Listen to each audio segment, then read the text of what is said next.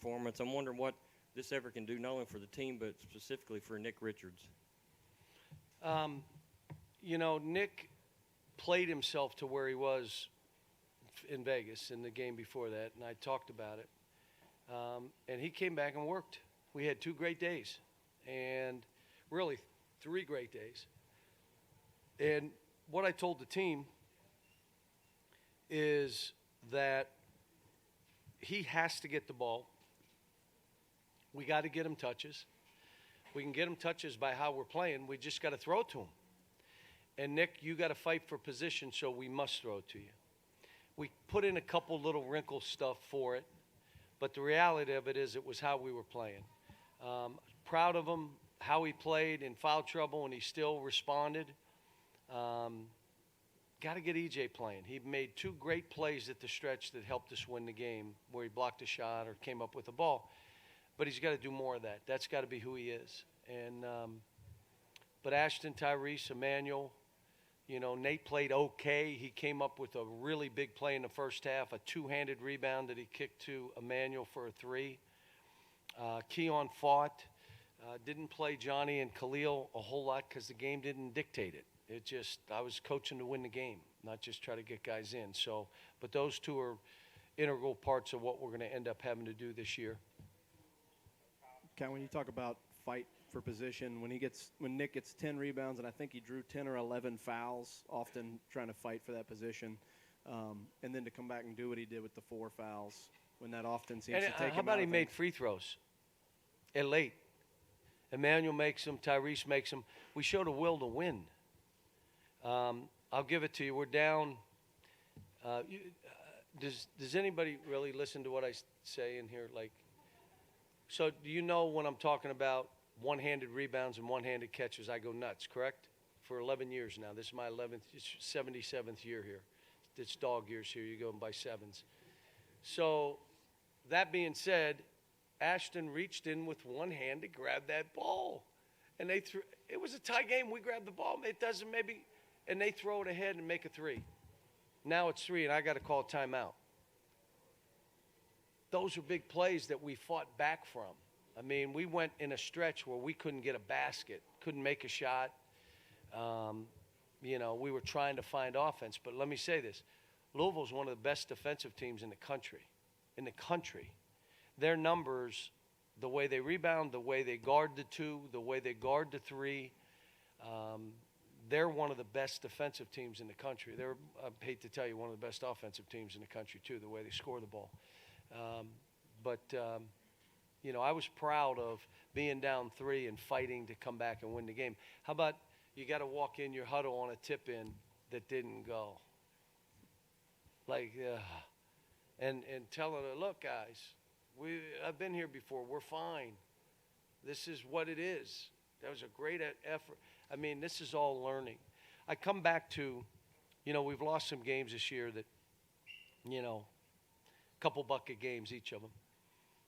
But learning how to win and making the plays that you must make, it's kind of like you're telling them, that's fire, don't touch it. That is fire, don't touch it. They're going to touch it. And that's part of the learning. And so you can't make that kind of play now, and, I'm going to show you I can make it. And that's what we've been going through. But it's a process. I've said all along, my team is good. I like the way we shoot the ball. We haven't shot it great, but we had open shots today. And guess what we did? Made them. Cal, just to circle back to the original question. What question was that? About Nick. How significant was it for him to do this, to prove he can do this against a quality team and a really good front court? Demonstrated performance is how you build your own confidence. If you build your own confidence, no one can take it away except you. By being arrogant, I say stay humble and hungry. If you get arrogant, you'll go right back in the hole you were in. But demonstrated performance is how you build your own confidence. You miss 5, 6 shots in a row. You're great. You're the best shooter ever. Oh, that doesn't build their confidence. They know they just missed 6 and 2 of them were air balls. And you're telling me I'm great? That doesn't work. So the same with Nick and his ability to fight and create a position for himself and really have an impact on the game, which was big even with the foul trouble. John, can you talk about the impact that Emmanuel and Keon had defensively for you today? Well, Emmanuel was he ends up guarding Jordan. That's a hard cover now. Kid never stops. He can really shoot. He's long, athletic. He can get to the rim. The guy that they don't talk enough about, but has an impact on the game beyond what you guys probably see, is Dwayne Sutton. He just beat us to – if he had 10 rebounds, 6 of them, our guy was in front of him, and he ran around him to go get them. And they were big plays. And the other thing he did is drove for layups. He had an impact on the game. He's a terrific player. John, you mentioned 2 things. You mentioned coming back to the huddle after the missed tip-in. How were they in the huddle after that? Number 2, if there's one thing you hope they took away from this game that they learned, what is it? Well, here's what I say when I'm coaching. My mindset, we're winning this game. That's how I coach. Until the game's over, we lost. Now let me go watch the tape and figure that out. But my mindset is always, we're going to win this game. I may not be saying it to them, but that's what my mind is. And that's where I need them. Like I said, when we went in, hey, the tip-in didn't go. Fine. Let's keep playing. This is a ball. Let's go. You can get these guys. So hopefully and I tell them what I just told you. I'm never thinking we may lose this game. Oh, my gosh, if we may. No. We're going to win this game. Now, how are we going to win it? And then if they hit in a shot or something happens and we don't win, okay, I'll look at the tape and figure stuff out. But they were good. I mean, they're young, so you got to just keep on it. Hey, Coach, if you look at the way Tyrese played today, it was almost like it was sort of an encore from how he played out west. How impressed were you with the way Tyrese played today? He played good. I said we put him in Emmanuel. We were struggling to get a basket, so we were just going through 2 guys. And, again, it's because they're really, really good defensively. And so we had to move people around and put those 2 in positions to make baskets, and they did. But he played good.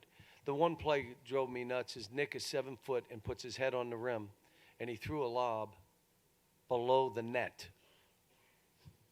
Late, like a big play. Like, what do you throw it above the square?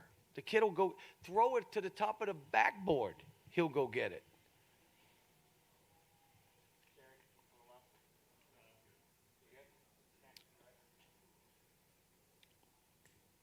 John, leading up to this game, you kept on saying it's still December, but now that it's over, how much did your team need a win like this?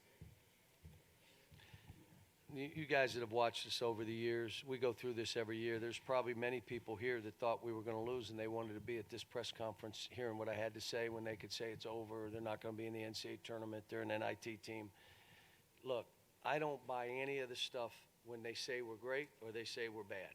I don't. I coach my team. What I'm looking at is where can this team go? What if we lost on a half-court bank shot? Oh, we're done. What? That may be the number 1 team, or Ohio State, number 1 teams in the country, and you're right there on the court with them, and that means by losing, you stink. You're not even in the NCAA. Wait a minute, maybe we're 4. If they're 1 and 2, maybe we're 4. 5. Well, you lost to this thing. Yeah, but they're that good. What are we? When we play good. So I don't buy any of that. I mean, they said it yesterday. They said, what about Michigan State? Oh, they're not. That's a nothing win. What? Well, let's see where they'll be at the end of the year. I mean, the whole thing is your team getting better? The thing about us is individuals have to get better. Today, Tyrese got better. Ashton, a little bit undisciplined, but still did pretty good. Emmanuel was good. We got to get EJ playing better. He's got to play better. He's got to be a better version of what he's doing.